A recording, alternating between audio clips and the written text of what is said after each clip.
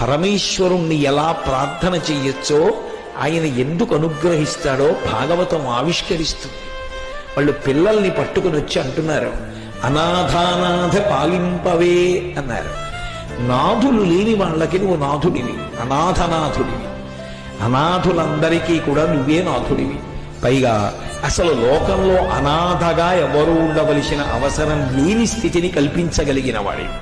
అందుకే అనాథ అన్న మాట కన్నా అర్థం లేని మాట ఇంకొకటి లేదు అన్నారు పెద్దలు. ఎందుచేత అంటే ఒక మాట ఉందనుకోండి, నామం ఉంటే రూపం ఉంటుంది. అలాంటి వాడు ఎవరో ఉండాలి అని. అనాథ అన్నాను అనుకోండి, ఎవరో ఉండాలి. లోకంలో నాథుడు లేనివాడన్నవాడు ఎవరు ఉండడు. ఎందుకంటే అందరికీ భగవంతుడు ఉన్నాడు. మరి భగవంతుడికి నాథుడు లేడుగా, అందుకని ఆయనే అనాథుడా అంటే ఆయనకి ఆవిడుంది. అందుకే ఆవిడ